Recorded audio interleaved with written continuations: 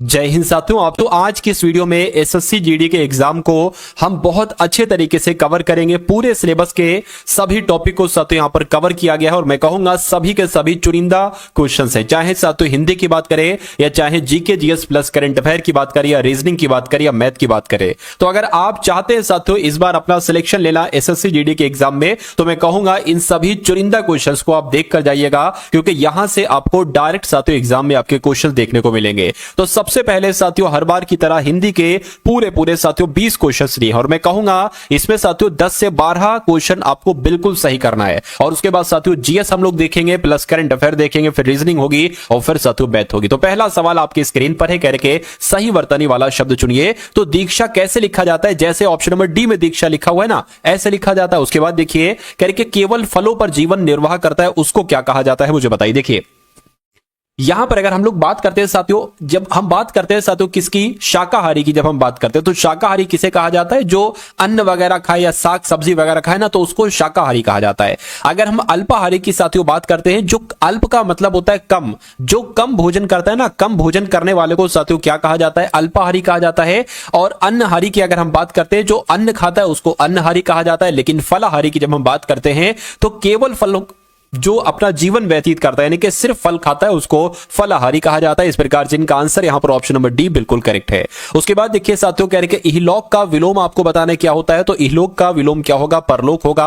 Right answer आपका ए हो जाएगा। उसके बाद देखिए साथियों नेक्स्ट नंबर का सवाल है, कह रहे कि कमल का समानार्थी शब्द इसमें से क्या होगा? तो आप सभी लोग जानते हैं कि कमल का समानार्थी क्या हो जाएगा? पयोज हो जाएगा। सही वर्तनी वाले शब्द का आपको चयन करना, यानी कि लक्ष्मण आपको बताना है कि कैसे लिखा जाता है। तो मैं कहूंगा जैसे ऑप्शन नंबर ए में लिखा हुआ है ना लक्ष्मण, साथियों बिल्कुल ऐसे लिखा जाता है। राइट आंसर आपका ऑप्शन नंबर ए हो जाएगा। अगला सवाल है कह रहे दिए गए वाक्य के किस भाग में त्रुटि, यानी कि देखिए वह सीढ़ियों से ऊपर चढ़ गया। अब आपको यह बताना है कि इसमें कौन से भाग में कहां पर दिक्कत आपको लग रही है। मैं कहूंगा कि ये सीढ़ियों ऐसे नहीं लिखा जाता है। तो भैया कैसे लिखा जाता है सीढ़ियों, ये भी मैं आपको बता देता हूं साथियों। सीढ़ियों कुछ ऐसे लिखा जाता है। तो ऐसे लिखा जाता है, तो आपका दिक्कत कहां पर है? मैं कहूंगा ऑप्शन नंबर डी वाले में दिक्कत, और यही आपका बिल्कुल करेक्ट आंसर है। कह रहे मन में टकराहट उत्पन्न होने से मैं कोई निर्णय न कर सका, या मन में द्वंद्व उत्पन्न होने से, या मन में संघर्ष उत्पन्न होने से, या मन में युद्ध होने से। मैं कहूंगा ये दो नहीं होंगे, टकराहट भी नहीं होगा, द्वंद्व साथियों आपका बिल्कुल करेक्ट आंसर हो जाएगा। साथियों अगला सवाल देखिए कह रहे कौन सा विलोम युग्म सही नहीं है, मुझे बता दीजिए कौन सा विलोम युग्म साथियों सही नहीं है, फटाफट बताइए। देखिए यौगिक का विलोम तो अयौगिक होता है, ये तो बिल्कुल सही है। लचीला का विलोम साथियों कड़ा होता है, बिल्कुल सही है। उसके अलावा यौवन का साथियों वार्धक्य होता है, मैं कहूंगा बिल्कुल सही है। लेकिन योगी का विलोम वियोगी नहीं होता है। क्या होता है साथियों? योगी का विलोम भोगी होता है। तो मैं कहूंगा कौन सा सुमेलित नहीं है? ऑप्शन नंबर डी वाला सुमेलित नहीं है। नहीं है तो यही आपका बिल्कुल करेक्ट आंसर हो जाएगा। चलिए भाई अब उसके बाद देख लीजिए नेक्स्ट नंबर का सवाल है आपकी स्क्रीन पर, कह रहे कि आकाश को चूमने वाला, इसके लिए एक शब्द क्या होगा? तो उसको साथियों गगनचुंबी कहा जाएगा। क्या कहा जाएगा? आकाश को चूमने वाले को गगनचुंबी कहा जाएगा। आंसर आपका जाएगा सी के साथ। अगला सवाल है कह रहे सही वर्तनी मुझे बताइए कि सही वर्तनी कौन से शब्द की है। तो यहां पर उत्कृष्ट कैसे लिखा जाता है? मैं कहूंगा जैसे आपका ऑप्शन नंबर ए में लिखा हुआ है ना, ऐसे साथियों उत्कृष्ट लिखा जाता है। अगला सवाल है कह रहे रंग लाना, इस मुहावरे का मतलब क्या होता है बताइए। देखिए परिवर्तन होना नहीं, धाक जमना नहीं, रंग लाने का मतलब होता है प्रभाव उत्पन्न होता होना। इसलिए सही जवाब अगर आपका है ऑप्शन नंबर सी तो बिल्कुल करेक्ट है। नेक्स्ट नंबर का सवाल है कहने के मुझे ग्लानि है कि मैं आपकी दावत में सम्मिलित नहीं हो सकूंगा, या मुझे खेद है, या मुझे शौक है, या मुझे हर्ष है। तो मैं कहूंगा कि इस खाली जगह में आपका खेद शब्द बिल्कुल सही तरीके से आ जाएगा। मैं कहूंगा कि मुझे खेद है कि मैं आपकी दावत में सम्मिलित नहीं हो सकूंगा। अगला सवाल है कह रहे सही वर्तनी वाला शब्द मुझे बता दीजिए कि सही। देखिए पदार्थ की जब हम बात करते हैं तो पदार्थ कैसे लिखा जाता है? पदार्थ आपका ऐसे लिखा जाता है, और ऐसे कौन से ऑप्शन में लिखा हुआ है? ऑप्शन नंबर सी में लिखा हुआ है। नेक्स्ट नंबर का सवाल है कह रहे कि हिमालय का समानार्थी मुझे बता दीजिए। तो हिमालय को तो साथियों बहुत सारे, देखिए हिमालय को यहां पर नगराज भी कहा जाता है। क्या हिमालय को नगराज भी कहा जाता है? हिमालय को साथियों हिमगिरी भी कहा जाता है। क्या कहा जाता है? हिमालय को हिमगिरी भी कहा जाता है, और हिमालय को पर्वतराज भी कहा जाता है। क्या साथियों हिमालय को पर्वतराज भी कहा जाता है? तो मैं कहूंगा नगराज आपका बिल्कुल करेक्ट आंसर हो जाएगा। उसके बाद देखिए राम खूब कसरत करता है क्योंकि वह पहलवान बन जाए, या इसलिए वो पहलवान बन जाए ताकि वो पहलवान बन जाए, या इससे वो पहलवान बन जाए। मैं कहूंगा राम खूब कसरत करता है ताकि वो पहलवान बन जाए। तो यहां पर ताकि शब्द आना चाहिए, इसलिए राइट आंसर आपका ऑप्शन नंबर सी के साथ जाएगा। उसके बाद देखिए दिए गए शब्द का विलोम आपसे पूछा जा रहा है, यानी कि छली का आपको बताना है साथियों विलोम क्या हो जाएगा। तो छली की अगर बात करें, छली का विलोम क्या होगा? छली का विलोम साथियों निश्चल हो जाएगा। इसलिए जिनका भी आंसर यहां पर ऑप्शन नंबर बी है बिल्कुल करेक्ट है। निष्फल की अगर बात करें, अगर आपसे निष्फल का विलोम पूछा जाए तो आपको फल बता देना है। अगर आपसे साथियों कपटी का पूछा जाए क्या होगा विलोम, तो आपको क्या बता देना है? निष्कपट आपको बता देना है। और अगर आपसे धूर्त का विलोम पूछा जाए तो आपको साथियों भद्र बता देना है। इतनी जानकारी आपको मालूम होना चाहिए। उसके बाद देखिए साथियों कह रहे दाहिना हाथ होना, इसका मतलब क्या होता है? धोखा देना नहीं, दुश्मन होना नहीं, बहुत सहायक होना। यानी कि अगर कोई किसी का बहुत सहायक होता है ना, तो उसको कहा जाता है भाई ये तो मेरा दाहिना हाथ है। इसलिए जिनका भी आंसर ऑप्शन नंबर किसका कहा जाता है? आकाश को साथियों अनंत कहा जाता है, नभ कहा जाता है साथियों, और उसके अलावा गगन भी कहा जाता है, और उसके अलावा अंबर कहा जाता है। तो ये आकाश के पर्यायवाची यानी कि अनंत के पर्यायवाची हैं। उसके बाद देखिए नेक्स्ट नंबर का सवाल है। तो अब आपके सामने साथियों GK GS plus current affair के क्वेश्चंस गुजरेंगे। तो पहला सवाल साथियों आपकी स्क्रीन पर है, सामान्य ज्ञान का, और पूरे 20 क्वेश्चंस हैं। मैं कहूंगा इनमें से साथियों 9 से 10 क्वेश्चन तो आप बिल्कुल सही करने की कोशिश करेगा। कह रहे कि पाल वंश के शासक कौन थे, यानी कि पहले शासक कौन थे? तो गोपाल थे, और यही इसके संस्थापक थे। उसके बाद देखिए मोहम्मद गौरी किस वर्ष पृथ्वीराज तृतीय से पराजित हुए थे? तो 1191 में साथियों पानीपत के दूसरे युद्ध में, पहले युद्ध में मोहम्मद गौरी पृथ्वीराज तृतीय से पराजित हुए थे। अगला सवाल कह रहे कि जब ईस्ट इंडिया कंपनी की स्थापना हुई तब भारत पर निम्नलिखित में से किसका शासन था? तो मैं कहूंगा उस समय मुगलों का शासन था। किसका? और ईस्ट इंडिया कंपनी की स्थापना कब हुई? तो 1600 में साथियों इसकी स्थापना हुई थी। और इसके समय में साथियों कौन मुगल सम्राट था? मैं कहूंगा अकबर साथियों इस समय मुगल सम्राट था। चलिए, क्योंकि अकबर का कार्यकाल लगभग 1556 से लेकर 1605 तक रहा था। अगला सवाल है आपकी स्क्रीन पर, कह रहे कि भारतीय राष्ट्रीय कांग्रेस के उस अधिवेशन के स्थान का नाम क्या था जहां पर पूर्ण स्वराज, क्या साथियों, पूर्ण स्वराज को अपना अंतिम लक्ष्य घोषित किया गया था? तो मैं कहूंगा साथियों लाहौर अधिवेशन आपका राइट आंसर हो जाएगा, क्योंकि लाहौर अधिवेशन में ही साथियों पूर्ण स्वराज की मांग रखी गई थी। राइट आंसर आपका ए है। अगला सवाल कह रहे कि अलीगढ़ मुस्लिम विश्वविद्यालय की स्थापना कब हुई थी? किसके द्वारा की गई थी? स्थापना की अगर बात करें तो साथियों 1875 में स्थापना हुई थी मोहम्मडन एंग्लो ओरिएंटल कॉलेज की। लेकिन इसका नाम 1920 में क्या हो गया? इसका नाम 1920 में अलीगढ़ मुस्लिम यूनिवर्सिटी हो गया, अलीगढ़ मुस्लिम विश्वविद्यालय हो गया। तो कह रहे कि इसकी स्थापना किसने की थी? तो सर सैयद अहमद खान ने इसकी स्थापना की थी। उसके बाद देखिए सविनय अवज्ञा आंदोलन का मुख्य उद्देश्य क्या था? तो मैं कहूंगा साथियों अगस्त कथन के विरुद्ध नहीं, गोलमेज सम्मेलन भी नहीं, विंस्टन चर्चिल भी नहीं, नमक कर के विरुद्ध साथियों था इसका मुख्य उद्देश्य, यानी कि सविनय अवज्ञा आंदोलन नमक कर के विरुद्ध ही चलाया गया था। उसके बाद देखिए कह रहे कि संयुक्त राज्य अमेरिका ने किस वर्ष दूसरे विश्व युद्ध में प्रवेश किया था? तो दूसरा विश्व युद्ध था साथियों 1939 से लेकर 1945 तक चला था। लेकिन अमेरिका ने इसमें कब भाग लिया था? 1941 में भाग लिया था। यह भी आपको मालूम होना चाहिए। चलिए भाई, अब उसके बाद देख लीजिए अगले नंबर का साथियों सवाल है आपकी स्क्रीन पर। आपसे पूछा जा रहा है कि भारतीय संविधान के अनुच्छेद 19 की जब हम बात करते हैं तो अनुच्छेद 19 में क्या कहा गया है, आपसे पूछा जा रहा है।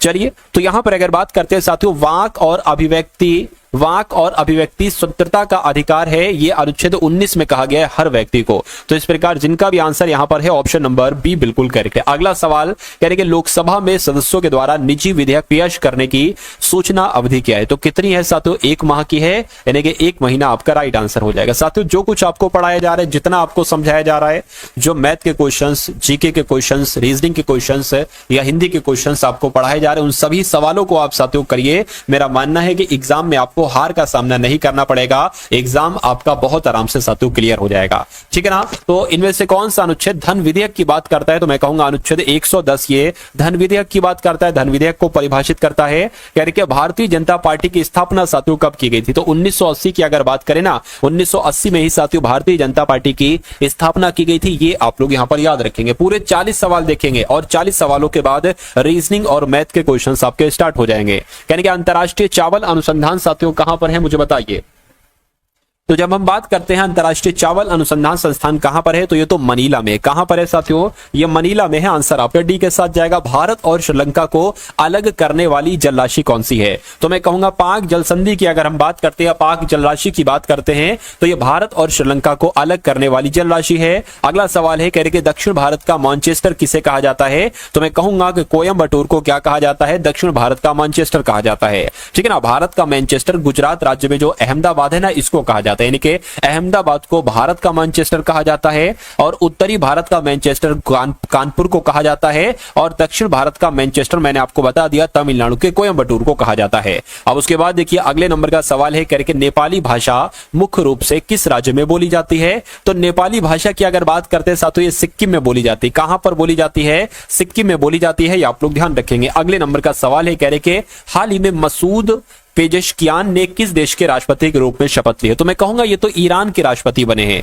ये कहां के साथियों राष्ट्रपति बने हैं? मसूद पेजेशकियान ये ईरान के राष्ट्रपति बने हैं। तो ईरान आप लोग ध्यान रखेंगे, ऑप्शन टाइप नहीं हो पाया सही तरीके से। अगला सवाल है करके कुल्हाड़ी बंद पंचायत अभियान, ये बहुत इंपॉर्टेंट है, पूछा जा रही है किस राज्य ने शुरू किया है? तो मैं कहूंगा ये तो राजस्थान ने शुरू किया है कुल्हाड़ी बंद पंचायत अभियान। उसके बाद देख लीजिए कहने के राष्ट्रपति द्रौपदी मुर्मू जी ने किस देश में अंतरराष्ट्रीय शिक्षा सम्मेलन को संबोधित किया है? तो मैं कहूंगा न्यूजीलैंड की जब हम बात करें तो राष्ट्रपति द्रौपदी मुर्मू जी ने न्यूजीलैंड में अंतरराष्ट्रीय शिक्षा सम्मेलन को संबोधित किया है। अगला सवाल है करके किस एयरपोर्ट पर पंजाब सहायता केंद्र खोला गया है? तो मैं कहूंगा दिल्ली एयरपोर्ट की अगर बात करते हैं दिल्ली एयरपोर्ट पर ही साथियों पंजाब सहायता केंद्र खोला गया है। अगला सवाल है कह रहे कि किस राज्य की विधानसभा में एंटी पेपर लीक विधेयक पास हुआ? ये पेपर में आपसे सवाल जरूर पूछा जाएगा, इसलिए आप लोग ध्यान रखेंगे कि एंटी पेपर लीक विधेयक जो पास हुआ है ये बिहार सरकार के द्वारा यानी कि बिहार की विधानसभा के द्वारा किया गया है, आप सभी लोगों को मालूम होना चाहिए। अगला सवाल है तो अब आपके साथ यहां पर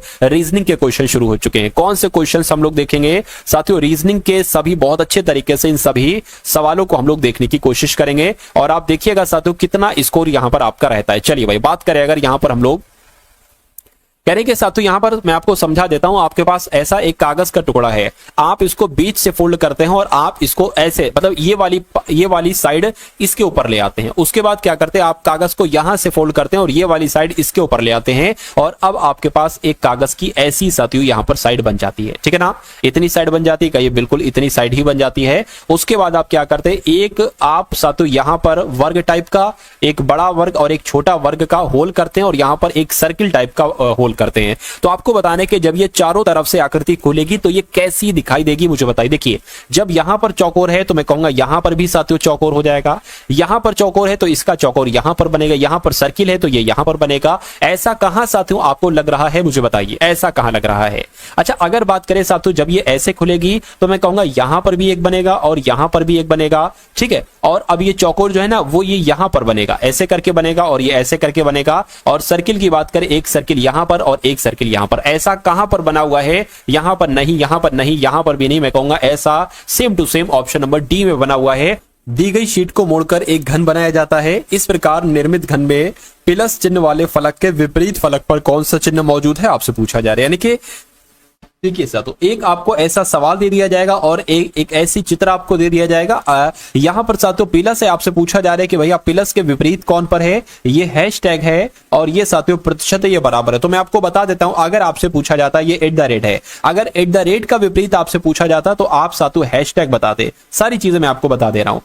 अगर डॉलर का आपसे पूछा जाता कि विपरीत क्या होगा साथियों तो डॉलर का विपरीत क्या होगा? एक तरीके से प्रतिशत होता है, लेकिन प्लस की अगर बात करें तो प्लस का विपरीत क्या होता साथियों? बराबर यहां पर हो जाएगा। तो मैं कहूंगा प्लस का विपरीत क्या हो जाएगा? बराबर हो जाएगा और आपका राइट आंसर साथियों ऑप्शन नंबर बी के साथ चला जाएगा। चलिए भाई उसके बाद देख लीजिए नेक्स्ट नंबर का सवाल है। अब यहां पर साथियों आपको बताने के जैसे इंग्लिश की डिक्शनरी में लिखा होता है ना वैसे आपको बताने के सबसे पहले कौन सा वर्ड आएगा, उसके बाद कौन सा वर्ड आएगा, उसके बाद कौन सा वर्ड आएगा। साथियों इस टाइप के क्वेश्चंस की आप जितनी ज्यादा से ज्यादा प्रैक्टिस करेंगे ना उतना ही साथियों आपके लिए अच्छा होगा, उतना ही आप बहुत आराम से इन सवालों के जवाब आप दे पाएंगे। अब देखिए यहां पर अगर साथियों यहां पर अगर साथियों हम लोग बात करते हैं कि सबसे पहले कौन सा आएगा, ये PEG लिखा हुआ है। अच्छा PE यहां पर है, सब में तो PER लिखा हो तो मैं कहूंगा PEG, जी पहले आता है तो साथियों ये पहले आ जाएगा सबसे नंबर 1 पर, ठीक है ना? और उसके बाद साथियों PERO है, PERC है तो मैं कहूंगा ये उसके बाद आता है, यानी कि 1 आ गया, 4 आ गया, उसके बाद PERF आता है क्या, या इससे पहले? मैं कहूंगा बिल्कुल साथियों यानी कि 5 आ जाएगा। तो अब इसमें से कौन सा पहले आएगा? S तो 19 पर होता है, O 15 पर होता है तो साथियों 3 आ जाएगा और फिर 2 आ जाएगा, यानी कि 145-32 कहां पर लिखा हुआ है? 145-32 ऑप्शन नंबर सी में लिखा हुआ है, तो ये आपका बिल्कुल करेक्ट आंसर हो जाएगा। उसके बाद देखिए अगला सवाल है, कहने के साथियों GN21QK यदि दर्पण को दाईं ओर रखा गया हो तो दिए गए संयोजन के लिए सही दर्पण प्रतिबिंब क्या बनेगा? यानी कि G रखा है, ठीक है ना? देखिए एक सेकेंड, ये जी कुछ ऐसे करके यहां पर बना है, जी बना है, एन बना है, 21 बना है और क्यू बना है, मैं कहूंगा साथियों, और के बना है। अगर आप इसको दर्पण में देखेंगे तो आप कैसे देखेंगे, के ऐसे बना होगा, ठीक है। क्यू की अगर बात करें ना, क्यू साथियों आपका क्यू कुछ ऐसे करके बना होगा, 1 की अगर बात करें 1 ऐसे बना होगा, और 2 की अगर बात करें ऐसे बना होगा, एन ऐसे बना होगा, और जी साथियों कुछ ऐसे बना होगा। तो ऐसे कौन से ऑप्शन में, मैं कहूंगा किसी भी ऑप्शन में मुझे नजर नहीं आ रहा है, लेकिन जो चीजें मैंने आपको बताई, जो कॉन्सेप्ट मैंने आपको बताया, वो आपको तैयार करना है।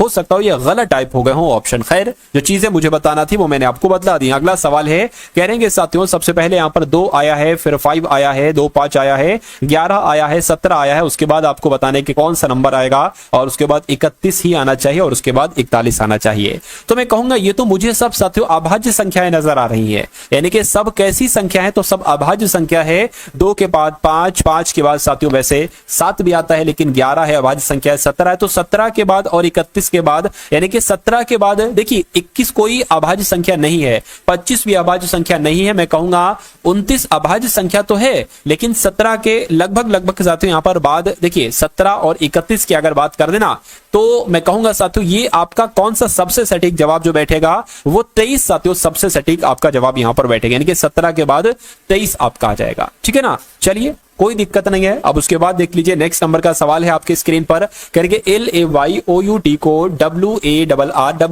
WARRVDI लिखा जाता है, उसी कूट भाषा में CHETAT को क्या लिखा जाएगा मुझे बताइए। चलिए फटाफट साथियों इन सभी सवालों के आपको जवाब देना। देखिए सबसे पहले लिखा हुआ है साथियों यहां पर क्या, यहां पर लिखा हुआ है LAYOUT, उसके बाद क्या लिखा हुआ है साथियों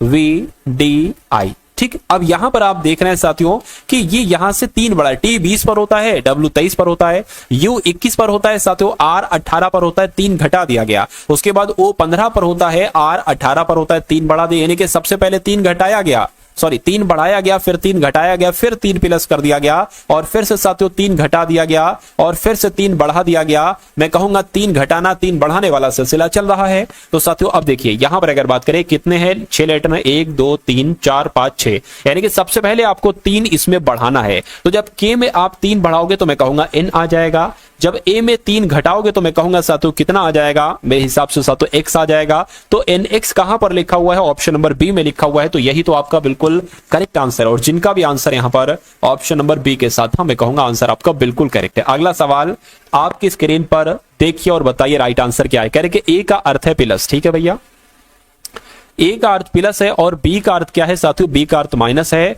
और सी का अर्थ गुणा है, और डी का अर्थ क्या हो जाएगा, बचा भाग है, भाग ही होगा। तो दिए गए व्यंजक का मान आपसे यहां पर पूछा जा रहा है, कोई दिक्कत नहीं है। देखिए साथियों ये 36 है, 36 लिख लिया, ब्रैकेट में 15 है और 4 है, कोई दिक्कत नहीं लिख लिया, 21 है और साथियों 13 है, ये भी लिख लिया, 24 है, ठीक है ना, 24 है, उसके बाद साथियों 16 है, उसके बाद 2 है, ये भी लिख लिया। तो यहां पर अगर साथियों हम लोग बात करते हैं कैसे यहां पर क्या होगा, इतनी सी बात आपको बताना है, ठीक है ना।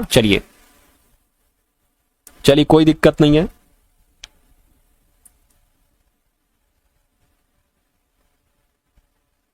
चलिए भैया, हाँ तो यहां पर अगर साथियों हम लोग बात करें, अब देखिए ए है ना, तो ए का मतलब क्या है, ए का मतलब साथियों यहां पर प्लस बताया गया है, तो हम प्लस यहां पर लिख लेंगे। उसके बाद सी है, सी का मतलब गुणा बताया गया, तो गुणा लिख लिया। बी है, बी का मतलब साथियों माइनस है, ठीक है, बी का मतलब माइनस है। 21 का मतलब 21 के बाद ए है, और ए का मतलब क्या है, प्लस है, और यहां पर ए आ गया, ए का मतलब प्लस है, ठीक है, और डी आ गया, डी का मतलब क्या है साथियों यहां पर भाग है, ठीक है, और यहां पर डी का मतलब क्या हो जाएगा, ये भी भाग हो जाएगा। तो अब आपको साथियों इसको सॉल्व करना है, कैसे ये सॉल्व होगा मुझे बताइए। देखिए 36 है, 36 लिख दिया, प्लस 15 चौक कितने हो जाएंगे, 60 हो जाएंगे, माइनस इन दोनों को जोड़ेंगे तो साथियों 4 और 3 34 आ जाएगा, और ये आपका 8 आ जाएगा, और 8 को 24 से कट करेंगे तो 8 3 24 यानी कि 3 आ जाएगा। अब इनको अगर साथियों जोड़ते हैं तो ये कितना 96 आ जाएगा, माइनस 34 प्लस 3 आ जाएगा। तो 96 में से अगर 34 घटाते हैं तो कितना बचता है, 2 6 62 बचेगा, 62 और 3 कितना हो जाएगा, मैं कहूंगा 65 हो जाएगा। और 65 कौन से ऑप्शन में है, तो ऑप्शन नंबर ए वाले में है। दो बहनों रजनी और रानी, इनकी आयु का अनुपात कितना है? 2:3 है। अगर साथियों यहां पर कहा जाए, अगर हम लोग इसको 2 मान सकते हैं, अगर कह रहे हैं कि रजनी की उम्र 2 है तो रानी की उम्र कितनी हो सकती है? 3 हो सकती है। या हम इसको ऐसे भी मान सकते हैं कि साथियों अगर रजनी की उम्र 20 है तो रानी की उम्र 30 हो सकती है, ऐसे भी इसको हम मान सकते हैं। तो साथियों इसको अनुपात में है ना, तो साथियों इसको 2x और 3x इसको कर सकते हैं। कह रहे हैं कि 6 वर्ष के बाद उनकी आयु का अनुपात इतना हो जाता है 3:4। किनका? 2 और 3 का। तो मैं कहूंगा साथियों ये किसकी उम्र है? ये रजनी की उम्र है। और कह रहे हैं कि 6 वर्ष के बाद, तो साथियों 6 वर्ष के बाद कहा गया 6 प्लस कर देंगे। उसी प्रकार 3x की अगर बात करें तो ये रानी की उम्र है, यानी कि रानी की उम्र में भी 6 वर्ष के बाद, तो 6 वर्ष प्लस कर देंगे। 6 वर्ष के बाद इनका अनुपात कितना हो जाता है? 3:4, यानी कि 3/4 हो जाता है। तो रजनी की वर्तमान आयु साथियों आपसे पूछी जा रही है, रजनी की वर्तमान आयु 2x है, यानी कि आपसे पूछा जा रहा है 2x का मान क्या होगा। तो इसको कैलकुलेट करके हम x का मान निकाल लेंगे और फिर 2x का मान निकालना बहुत आसान हमारे लिए हो जाएगा। अब बराबर लगाए ना तो क्रॉस मल्टीप्लाई होगी। 4 की 2x से होगी तो साथियों 8x हो जाएगा। 4 की 6 से होगी तो 4 छंग 24 हो जाएगा, बराबर 3 की 3x से होगी तो 3 तियां 9x हो जाएगा, 3 छंग 18 हो जाएगा। ठीक है, अब बड़ा क्या है? 8x या 9x? तो साथियों 9x इधर है, अब बराबर के उधर है 8x। जब इधर लेंगे तो ये माइनस का हो जाएगा, ये बराबर लिखा और ये 24 जैसे है ना वैसे लिख देंगे। बराबर के उधर है 18, इधर आएगा तो माइनस का हो जाएगा। 9x में से 8x जाएगा साथियों, x बचेगा, और 24 में से 18 जाते हैं तो 6 बचता है, यानी कि x बराबर हमें पता चल गया है कि 6 है। तो रजनी की उम्र आपको बताना थी, रजनी की उम्र 2x है। तो जब x बराबर 6x है तो 2x बराबर क्या हो जाएगा? 2 × 6 हो जाएगा। तो मैं कहूंगा 12 वर्ष जो है ना ये रजनी की उम्र है, और 12 वर्ष कौन से ऑप्शन में है? ऑप्शन नंबर ए वाले में है। ठीक है, उसके बाद अगर आपसे ये पूछा जाता है कि रजनी की वर्तमान उम्र ना पूछ के रानी की वर्तमान उम्र पूछ लेते, तो रानी की वर्तमान उम्र 3x है। तो साथियों जब x बराबर 6 है तो मैं कहूंगा साथियों कितना हो जाएगा? 6 × 18 हो जाएगा। तो 18 वर्ष जो है ना ये रानी की उम्र आपकी निकल जाती है। तो दोनों चीजें मैंने आपको बता दी, दोनों चीजें आप लोग यहां पर याद रखेंगे। चलिए भाई, अब उसके बाद देखते हैं नेक्स्ट नंबर का सवाल है आपकी स्क्रीन पर। कह रहे कि दिए गए विकल्पों में से उस संख्या का चयन कीजिए जो निम्नलिखित श्रेणी में प्रश्नवाचक चिन्ह के स्थान पर आ सकती है। जैसे कि सबसे पहले 6 लिखा हुआ है, फिर उसके बाद 22 है, फिर उसके बाद 70 है, उसके बाद साथियों 214 आपको बताने कि उसके बाद कौन सा नंबर आएगा, और उसके बाद 1942 ही आना चाहिए। तो ऐसा सवाल अगर आपसे पूछा जाए तो मैं कहूंगा कैसे आप इस सवाल का जवाब दे पाएंगे? देखिए कभी भी अगर आप देखें कि नंबर बहुत तेजी से बढ़ रहे हैं, क्या नंबर बहुत तेजी से बढ़े, 6 से 22, 22 से 70, तो वहां पर हमेशा गुणा का इस्तेमाल हुआ है। अगर हम 6 की गुणा किससे करें तो ये साथियों 22 आ जाए। अगर हम 6 की गुणा 3 से करते हैं तो 6 × 18, और इसमें 4 जोड़ देते हैं हमें ये 22 मिल जाएगा। उसी प्रकार अगर हम 22 की गुणा साथियों 3 से करते हैं तो 66 हो जाएगा। इसमें भी अगर 4 जोड़ देते हैं तो 70 हमें मिल जाएगा। उसी प्रकार 70 की गुणा 3 से करते हैं तो 7 × 21 यानी कि 210 मिल जाएगा। अगर हम साथियों उसमें 4 जोड़ देते हैं तो 214 हमें मिल जाएगा। तो अब बच्चा बता देगा कि 214 में भी 3 की गुणा कराना पड़ेगी। तो 214 में जब 3 की गुणा कराएंगे तो 3 × 4 = 12 हो जाएगा, 4 आ जाएगा, 3 × 2 = 6 आ जाएगा, और इसमें 4 जोड़ दीजिए तो मैं कहूंगा 600 कितना हो जाएगा? 46 आपका आंसर हो जाएगा, और 646 यहां पर आ जाएगा। बिल्कुल साथियों 646 आ जाएगा। और ये कौन से ऑप्शन में है? तो मैं कहूंगा ऑप्शन नंबर सी वाले में है। नेक्स्ट नंबर का सवाल है यहां पर, नेक्स्ट नंबर का सवाल है कह रहे कि विटीकल्चर का अंगूर से वही संबंध है जो फ्लोरिकल्चर का किससे है, मुझे बताएं। देखिए जिस प्रकार अंगूर के उत्पादन को विटीकल्चर कहा जाता है उसी प्रकार फूलों के उत्पादन को फ्लोरिकल्चर कहा जाता है। तो इस प्रकार जिनका भी आंसर ए बिल्कुल करेक्ट है। अगला सवाल आपकी स्क्रीन पर है, कह रहे कि SRQPON, उसके बाद कौन से 3 लेटर यहां पर आएंगे, और उसके बाद JIH ही आना चाहिए, और उसके बाद GFE आना चाहिए। तो यहां पर अगर बात करें साथियों, देखिए मेरा कहने का मतलब है S 19 पर आता है, P 16 पर आता है। ठीक, कोई दिक्कत नहीं, कोई दिक्कत नहीं। यहां से अगर बात करें, अच्छा यहां भी J से G हुआ, यानी कि यहां पर भी 7 घटा है और यहां पर भी 7 घटा है। तो अगर हम P में 7 घटाए, P 16 पर होता है, तो जब P में 7 घटाएंगे साथियों, सॉरी 7 नहीं, कितना, 1 से 3 घटाया जा रहा है ना। अरे भाई J 10 पर होता है, G 7 पर होता है, 3 तो घटाया गया। S 19 पर होता है, P 16 पर होता है, 3 घटाया गया। तो 16 में जब आप घटाओगे ना तो 13 आ जाएगा, 13 पर M होता है। देखो M तो एक यहां पर है, एक साथियों यहां पर है। R 18 पर होता है, 18 से 15 यानी कि O हो गया है। अब इसमें 3 घटाओगे तो मैं कहूंगा साथियों कितना आ जाएगा? L आपका आ जाएगा। तो ML कहां पर लिखा हुआ है? ऑप्शन नंबर बी में लिखा हुआ है। ऐसे सवाल को करके आपको आगे बढ़ना चाहिए। चलिए अब यहां पर मैं आपको एक चीज बना देता हूं साथियों, मैं आपको बनाकर दिखला देता हूं। ठीक, थोड़ा सा मैं कोशिश करता हूं। देखिए चलिए ऐसा सवाल आपसे अगर पूछा जाए तो आप क्या करेंगे? देखिए ये आपका ई हो गया, ये क्या हो गया, ये ई हो गया, ये आपका एच हो गया, ये आपका जी हो गया, और ये साथियों एफ हो गया, और ये जो है ना ये आपका सी हो गया, और ये आपका डी हो गया। कहा जा रहा है कि सी जहां पर दर्शाया जा रहा है ना, तो सी के विपरीत पर कौन सा लेटर आएगा, इतनी सी बात आपसे यहां पर पूछी जा रही है। तो सी कहां पर है? सी यहां पर है। अब देखिए मैं आपको बता देता हूं कि अगर आपसे पूछा जाए ई का विपरीत क्या होगा, तो आपको जी बताना है, यानी कि ई का विपरीत क्या हो जाएगा? जी हो जाएगा। अगर आपसे पूछा जाए साथियों क्या कि एफ का विपरीत क्या होगा, तो डी, यानी कि डी का विपरीत क्या हो जाएगा? एफ बचा क्या? सी, तो सी का विपरीत क्या होगा? सी का विपरीत साथियों एच हो जाएगा। तो यही यहां पर पूछा गया है, सी का विपरीत क्या होगा? मैं कहूंगा एच होगा, जिनका भी आंसर ऑप्शन नंबर सी के साथ है, मैं कहूंगा आंसर आपका बिल्कुल करेक्ट भाई, बहुत बढ़िया, वेरी गुड क्लास। साथियों जिन लोगों ने अभी तक क्लास को लाइक नहीं किया है, मैं उन सभी लोगों से रिक्वेस्ट करूंगा कि क्लास को आप सभी लोग एक बार लाइक कर दीजिए, और अगर वीडियो शेयर करेंगे तो अंत में शेयर करिएगा। अभी साथियों आपको कोई दिक्कत, कोई परेशानी महसूस नहीं होना चाहिए। करेंगे एक लड़के की ओर इशारा। अच्छा ये दो क्वेश्चन यहां पर आ गए, एक ये क्वेश्चन है और एक ये अलग क्वेश्चन है, ठीक है।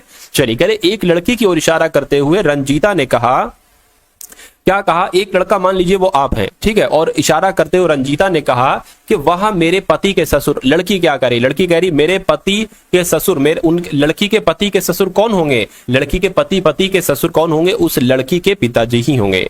तो उस लड़की के पिताजी ही होंगे, कहने के उस पिताजी के इकलौती पुत्री यानी कि वो अपनी खुद की बात कर रही है। इकलौती पुत्र यानी कि खुद के पुत्र, यानी कि इसके पुत्र, खुद के ही पुत्र के पिता, खुद के पुत्र के ही मतलब खुद के पुत्र के ही पिता, यानी कि इसके पति की बात चल रही है लड़की के, ठीक है। पिता की इकलौती बहन, यानी कि इनकी पति देव की जो बहन है ना, बहन का पुत्र है, ठीक है, बहन का पुत्र है। तो उस लड़के की माँ, अच्छा इस लड़के की माँ रंजीता के, ठीक है। अब देखिए इस लड़के की माँ ये होगी, लड़के की माँ का रंजीता के पति से क्या संबंध होगा? तो मैं कहूंगा साथियों यहां पर क्या संबंध हो जाएगा, देखकर मुझे बताइए फटाफट। देखिए मैं आपको दोबारा से अच्छे तरीके से इसको थोड़ा सा और आसानी लैंग्वेज में आपको समझा कर दिखा देता हूं। बिल्कुल एक एक चीज मैं आपको साथियों बता दे रहा हूं, ताकि ये अगर सवाल आपके दोबारा आपको दिखे तो आप इसको बहुत आराम से कर डालें। क्या कहा गया है? कहा गया है साथियों कि एक रंजीता है,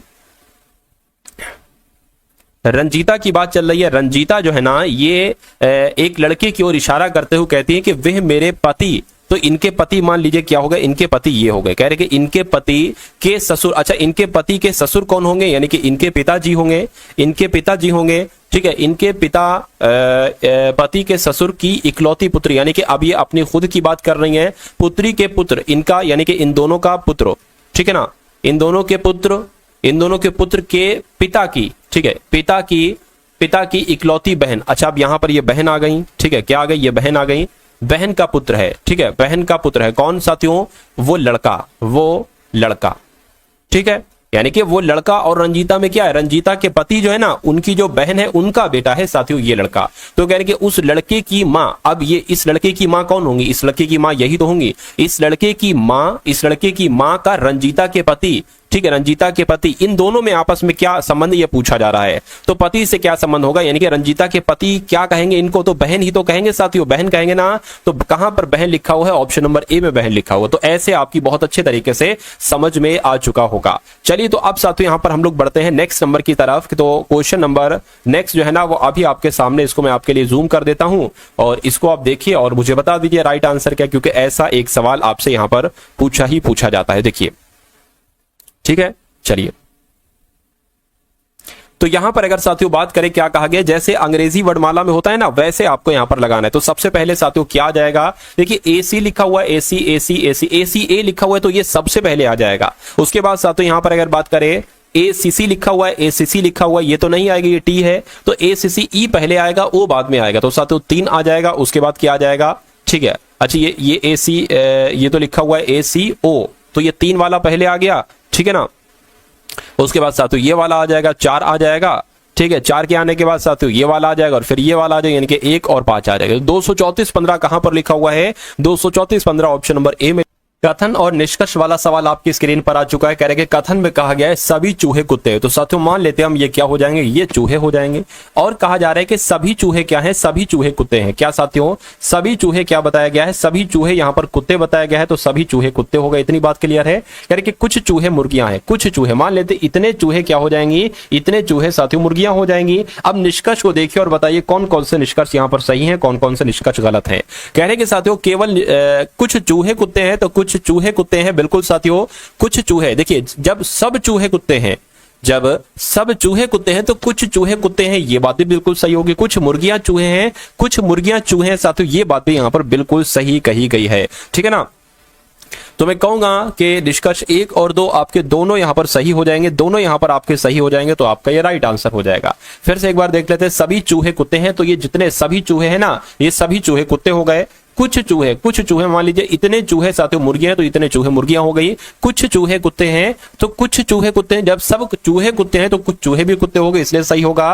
कुछ मुर्गियां चूहे हैं, इतनी मुर्गियां साथियों, इतनी मुर्गियां चूहे, ये बात भी बिल्कुल यहां पर सही हो जाएगी। तो निष्कर्ष 1 और 2 दोनों ही पालन करते हैं, राइट आंसर आपका डी के साथ जाएगा। अगला सवाल है आपकी स्क्रीन पर, कह रहे कि भतीजा ब्यूटिशियन महिलाएं, इसका आपको सही आरेख बताना है, कौन सा बन रहा है मुझे बताइए। देखिए मान लीजिए ये क्या हो गई, ये भतीजियां हो गई। अब जितनी भी भतीजियां होंगी, जितनी भी भतीजी होंगी, वो सब साथियों महिलाएं होंगी, तो मैं कहूंगा साथियों ये महिलाओं के अंदर आ जाएंगी, ये महिलाओं के अंतर्गत आ जाएंगी। उसके अलावा जब हम बात करते हैं ब्यूटिशियन की, तो कुछ ब्यूटिशियन भतीजियां भी हो सकती हैं, कुछ ब्यूटिशियन महिलाएं भी हो सकती हैं, और कुछ ब्यूटिशियन महिलाएं नहीं भी हो सकती हैं। तो ये आपकी क्या होगी, ये ब्यूटिशियन होगी। तो ऐसा आरेख क्या ये बना है, नहीं ये बना है, नहीं ये बना है, नहीं साथियों ऐसा बना है, तो मैं कहूंगा कि राइट आंसर आपका सी के साथ जाएगा। अगला सवाल है, कह रहे कि जीरो नहीं ओ है, ओ खाली जगह के एम खाली जगह, ओ पी के खाली जगह ए ओ खाली जगह एम ए। तो अब आपको यहां पर बताने के इन खाली जगह में कौन कौन से साथियों लेटर्स आएंगे, देखकर मुझे बता दीजिए। चलिए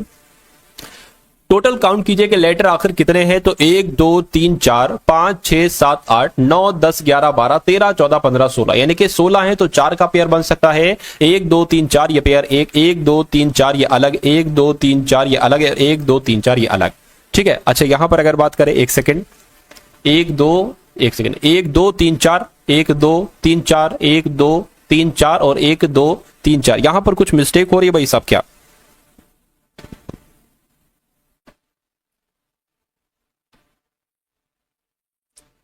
अरे भाई ये ओ हो गया, ठीक खाली जगह हो गई, के हो गया, एम हो गया खाली जगह हो गई, ओ पी के हो गया खाली जगह हो गई, ए ओ हो गया खाली जगह एम ए हो गया। कितने टोटल लेटर देखिए जरा, 1 2 3 4 5 6 7 8 9 10 11 12 13 14 15, अच्छा 15 है मेरे यहाँ पर, तभी तो साथियों कंफ्यूजन हो रही है। तो तब भी आप साथियों 4 4 का ही एक बार बनाने की यहाँ पर कोशिश करिए। अच्छा एक काम करिए, 15 का भी तो 5 5 का भी तो बन जाएगा, 5 का ज्यादा बेटर रहेगा।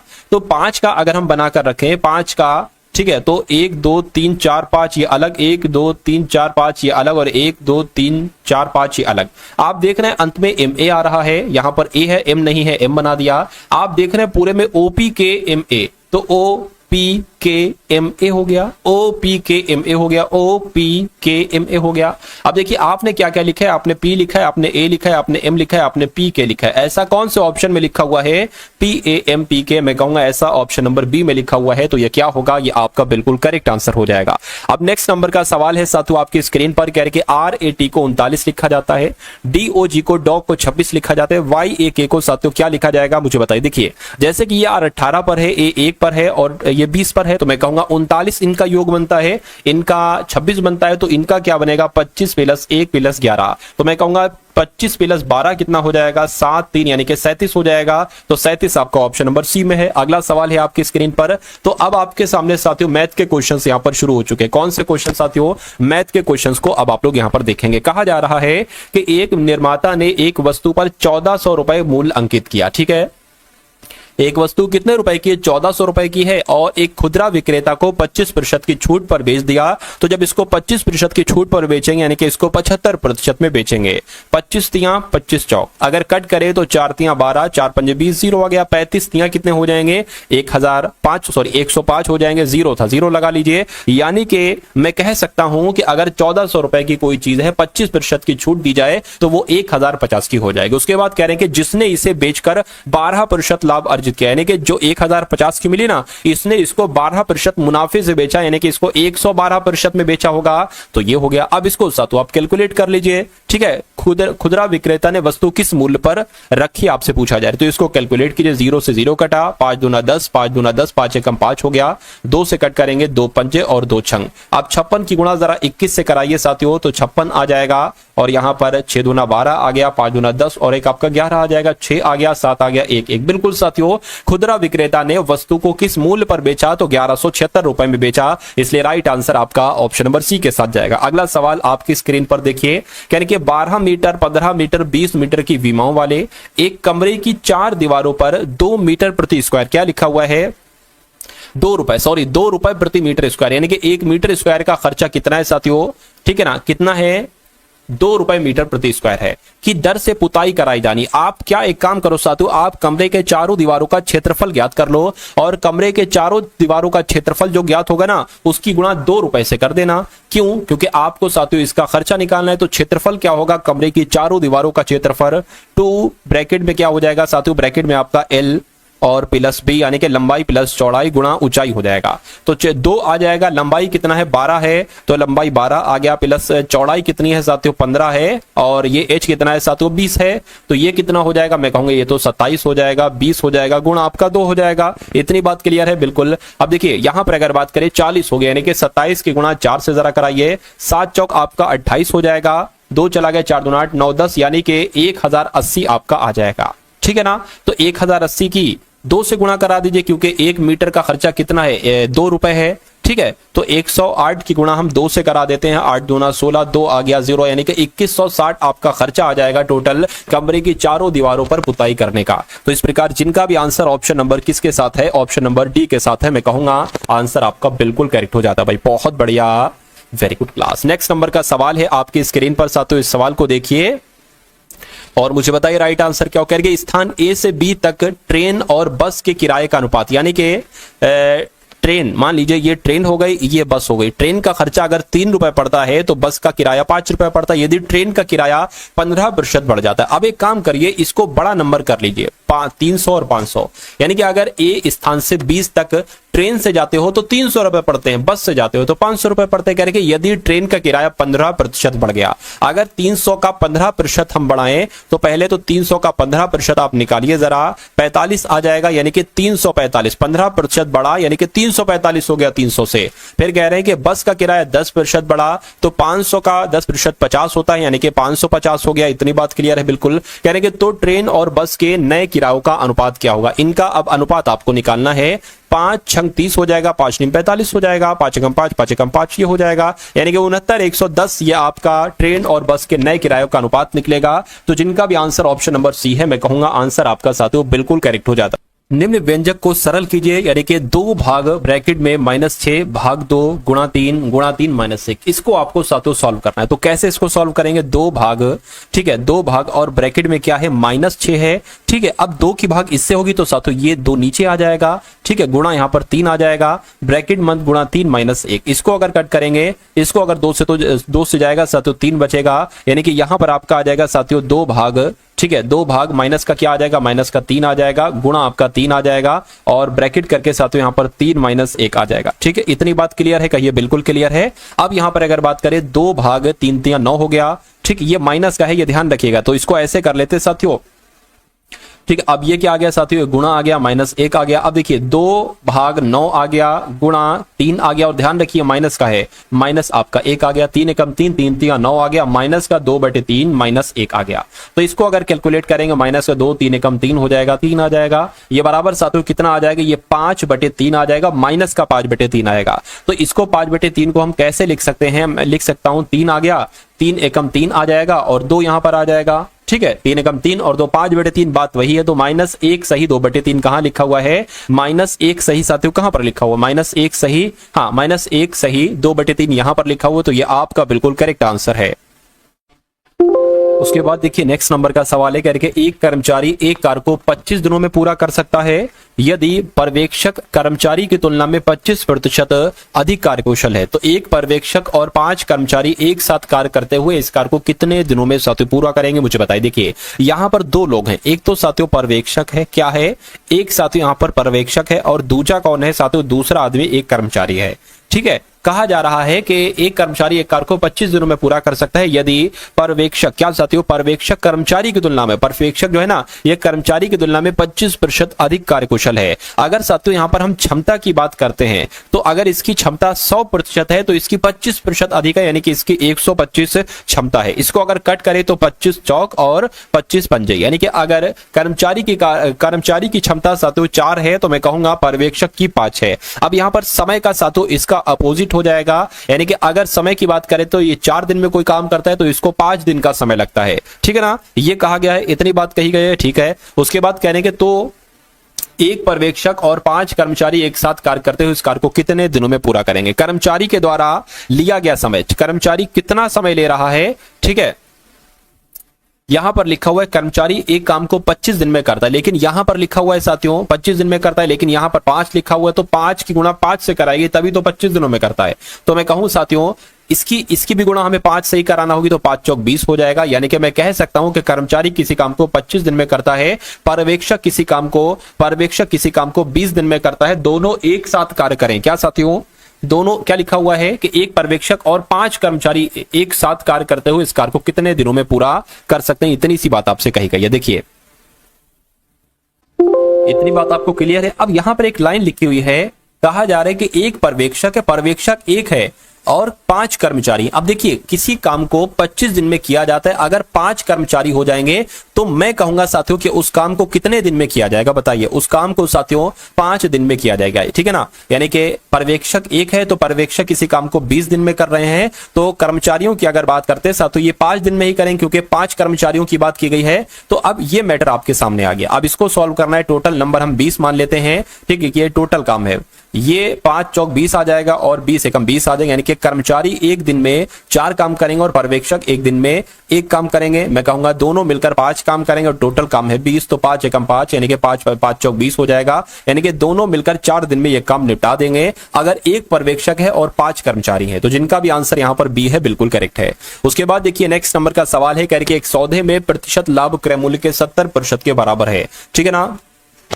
एक सौदा हुआ है और इसमें जो लाभ हुआ है ना वो क्रय मूल्य के 70% के बराबर है, क्रय मूल्य के 70% के बराबर। यदि बाद में क्रय मूल्य 40% बढ़ जाता है लेकिन विक्रय मूल्य समान रहता है तो दोनों प्रतिशत लाभ का अंतर क्या होगा, मुझे बताइए। देखिए मान लीजिए क्रय मूल्य कितना है, मान लीजिए क्रय मूल्य साथियों अगर 100 है और लाभ कितना बताया गया है, लाभ बताया गया है कि भैया 70% लाभ हुआ है, यानी कि अगर वो वस्तु बेची जाए उसका सेलिंग प्राइस कितना हो जाएगा, 170 हो जाएगा। अरे भाई 100 रुपए में ली गई, 70 रुपए उसका लाभ हुआ तो कितने रुपए में वो बेची गई होगी, 170 रुपए में बेची गई होगी। यानी कि यदि बाद में क्रय मूल्य 40% बढ़ जाता है, यानी कि क्रय मूल्य अगर 40% बढ़ गया तो 140 हो गया, ठीक है। अब उसके बाद अगर बात करें, कहा गया है साथियों अब जो है ना वो लाभ कितना 40% बढ़ता है, तो साथियों 170 रुपए में वो बेची गई, ठीक, यानी कि लाभ 70 हुआ और यहां पर 140 रुपए में बेची गई तो लाभ कितना हुआ साथियों, लाभ 40 हुआ। तो यहां पर आपसे ये कहा जा रहा है साथियों, ये पूछा जा रहा है कि इनका अंतर, यानी कि क्या कहा गया दोनों लाभ का अंतर आपसे यहां पर पूछा जा रहा है। तो दोनों लाभ के अंतर की अगर हम बात करते हैं तो साथियों इसको 170 में से 140 जाएगा तो कितना आपके पास बचेगा। अब इसको प्रतिशत में आपको क्या करना है, प्रतिशत में आपको बदलना है, तो 50, 60, 70 यानी कि 30 लाभ होगा, ठीक। इसको गुणा में बदलेंगे और यहां पर नीचे क्या आ जाएगा, 140 आ जाएगा, इस 0 से ये कैंसिल हो जाएगा। इसको अगर कट करते हैं तो 70 और 50 आ जाएगा, ये 5 तियां 15 यानी कि ये 150 हो गया, ये 7 आ गया, 7 दूना 14 हो जाएगा, ये 10 हो गया, 7 एकम 7 हो जाएगा, पॉइंट लगाएंगे 0 बढ़ाएंगे, 7 चौक 28 हो जाएगा और फिर 7 तियां 21 हो जाएगा, यानी कि आपका जो लाभ आया है वो साथियों 21.43 आया है, इतने प्रतिशत आया है।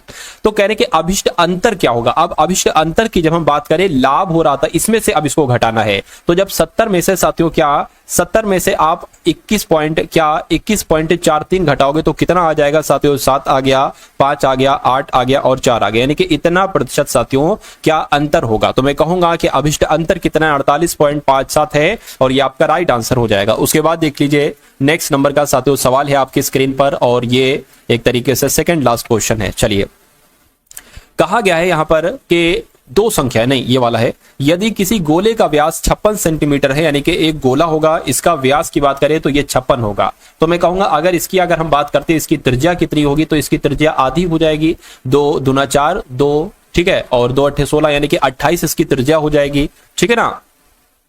तो इसका पृष्ठीय क्षेत्रफल कितना होगा आपसे पूछा जा रहा है। गोले का पृष्ठीय क्षेत्रफल का सूत्र क्या होता है, 4 पाई आर स्क्वायर। 4 हो गया गुणा 22/7 हो गया, आर कितनी निकली 28, यानी कि 28 गुणा 28 आ गई, 7 चौक 28 हो जाएगा। इसको आप कैलकुलेट करा लीजिए साथियों, कैसे, ठीक है, मैं आपको बता देता हूं, यानी कि 4 गुणा 22 गुणा 28 गुणा 4, इसको कैलकुलेट कराना है। देखिए ये कितना हो जाएगा, 4 दूना 88 हो जाएगा, 88 से 4 की गुणा सबसे पहले करो, तो 4 8 32 हो गया, 4 8 32 और 35 हो गया। अब 352 की गुणा साथियों 28 से आप कर दो, आंसर आपका आ जाएगा 8 दूना 16 हो गया, 8 पंच 40 41 हो गया, 8 3 24 25 26 27 28 हो गया। और इसको कैलकुलेट करेंगे, 4 आ जाएगा, ये 10 आ जाएगा, ठीक है, 3 दूना 6 और आपका 7 आ जाएगा, ये 6 आ गया, ये 5 आ गया, ये 8 आ गया, ये 9 आ गया, यानी कि 9856 आपका यहाँ पर बिल्कुल करेक्ट आंसर हो जाएगा। सूत्र आप लोग यहाँ पर ध्यान रखेंगे। चलिए भाई, उसके बाद देखिए नेक्स्ट नंबर का सवाल है आपकी स्क्रीन पर। इस सवाल को देख लीजिए और मुझे बता दीजिए कि आपका राइट आंसर यहां पर किस ऑप्शन के साथ जाएगा। करेंगे दो संख्याओं का अनुपात 5:9 है, ठीक है, एक सेकेंड। चलिए क्या कहा गया है साथियों, दो संख्याओं का अनुपात कितना है, 5:3 है। यदि उनका महत्तम समावर्तक 14 है तो उनका लघुत्तम समावर्तक कितना होगा। अगर मैं कहूं आपसे दोनों संख्याएं कितनी होंगी, तो दोनों देखिए, कभी भी अगर मासा दे रखा है, HCF दे रखा है और संख्याओं का अनुपात दे रखा है, तो आप HCF की गुणा पहले अनुपात से कराओगे तो वो पहली संख्या आएगी, दूसरे से कराओगे दूसरी संख्या आ जाएगी। तो 14 पंजे 70 और 14 नीम साथियों कितने होते, 126 होते। तो ये पहली संख्या, ये दूसरी संख्या, गुणा बराबर HCF 14 आ गया, ठीक है। तो लघुत्तम समावर्तक कितना होगा, ये एलसीएम साथियों हम बहुत आराम से याद कर लेंगे। 14 कम 14, 14 पंजे 70 हो जाए, यानी कि 126 की गुणा 5 से करा दो, 6 पंजे 30 हो गया, 5 गुना 10 13 हो गया, 5 कम 5 6, यानी कि 630 आपका बिल्कुल करेक्ट आंसर हो जाएगा। और जिनका भी आंसर ऑप्शन नंबर सी के साथ है तो मैं कहूंगा कि आपका आंसर बिल्कुल करेक्ट है।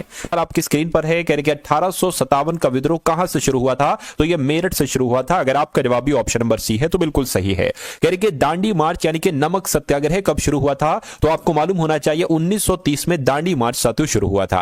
अगला देखिए, गांधी जी को राष्ट्रपिता किसने कहा, तो रविन्द्रनाथ टैगोर की अगर बात करें तो इन्होंने साथियों गांधी जी को राष्ट्रपिता कहा था। उसके बाद देखिए करके जलियांवाला बाग हत्याकांड कब हुआ था, 1917 में, 18 में, 1919 में, मैं कहूंगा 1919 में जलियांवाला बाग हत्याकांड हुआ था। अगला सवाल आपकी स्क्रीन पर है, भारतीय संविधान साथियों कब लागू हुआ, तो 15 अगस्त 1947 को तो नहीं, 26 नवंबर 1949 को, मैं कहूंगा 26 जनवरी 1950 को भारतीय संविधान साथियों लागू हुआ था। आंसर आपका सी होगा। भारत का पहले राष्ट्रपति अगर बात करते हैं, भारत के पहले राष्ट्रपति साथियों कौन थे, तो आपको ध्यान रखना है डॉक्टर राजेंद्र प्रसाद की अगर बात करें तो यही भारत के पहले राष्ट्रपति थे।